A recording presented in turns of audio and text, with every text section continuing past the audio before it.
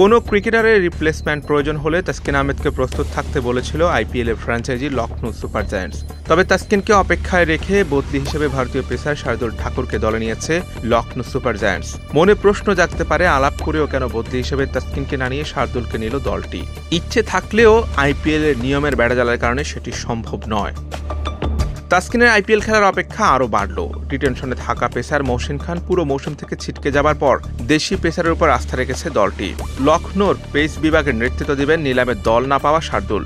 লখনৌ তাসকিনকে না নিয়ে শার্দুলকে নিয়েছে, বিষয়টা এমন না। তাসকিনকে নেওয়ার সুযোগও ছিল না দলটির, কারণ আইপিএল এর নিয়ম অনুযায়ী দেশি ক্রিকেটারের বদলি হিসেবে দেশি ক্রিকেটার আর বিদেশি ক্রিকেটারের বদলি হিসেবে বিদেশি ক্রিকেটারই নিতে পারবেন। তাই লখনৌ চাইলেও ভারতীয় পেসার মহসিন খানের রিপ্লেসমেন্ট হিসেবে বাংলাদেশি পেসার তাসকিনকে নেওয়ার সুযোগ ছিল না। এই কারণে বাংলাদেশি স্পিড স্টারের বদলে শার্দুলকে বেছে নিতে হলো। তাসকিনে প্রথম জানিয়েছিল আইপিএল থেকে লখনৌ সুপার জায়ান্টস তার সঙ্গে যোগাযোগ করেন। লখনৌর কোচিং প্যানেলে আছেন একসময় বাংলাদেশ দলে কাজ করে যাওয়া শ্রীধরন শ্রীরাম। তার পক্ষ থেকে যোগাযোগ করা হয়েছিল। জানানো হয় ইনজুরি জর্জর লখনৌতে দরকার পড়লে ডাক পেতে পারেন বাংলাদেশের এই পেসার, তবে সেটি অবশ্যই বিদেশি ক্রিকেটার। তাসকিনের এখনো আইপিএল খেলার সুযোগ রয়েছে। লখনৌর বিদেশি কোনো ক্রিকেটার ইনজুরিতে পড়লে ডাক আসতে পারে তার। লখনৌ সুপার জায়ান্টসের প্র্যাকটিসে কয়েকদিন আগে থেকে দেখা গেছিল শার্দুলকে। তাকে নিয়ে পোস্ট করা হয় ফ্র্যাঞ্চাইজির পক্ষ থেকে। তখনই বাড়ছিল জল্পনা। এবার সেই জল্পনায় সিলমোহর পড়ল। চোটের জন্য আইপিএল এর প্রথম পর্বে নেই লখনৌর 11 কোটির পেসার মায়াঙ্কা যাদব। বেঙ্গালুরুতে বোর্ডের সেন্টার অব এক্সিলেন্সে রিহ্যাবে আছেন তিনি। রিপোর্টে জানা গেছে 15 এপ্রিলের আগে তার ফেরার সম্ভাবনা কম, অর্থাৎ প্রথম 7টি ম্যাচে খেলতে পারবেন না তিনি।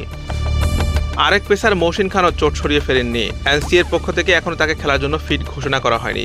জানা গিয়েছে এখন 50% ম্যাচ ফিট তিনি। সেক্ষেত্রে আইপিএল এর দ্বিতীয় ভাগেও ফিরবেন না তিনি। আবেশ খান এবং আকাশদীপও আছেন রিহ্যাবে। প্রথম 3 ম্যাচে খেলতে পারবেন না তারাও, তাই পেস অ্যাটাক নিয়ে ঝুঁকি নিতে চায়নি লখনৌ টিম ম্যানেজমেন্ট। অবশেষে মহসিন খানের জায়গায় দলে এসেছে শার্দুল ঠাকুর। ভিত্তিমূল্য 2 কোটি টাকায় তাকে দলে নিয়েছে লখনৌ।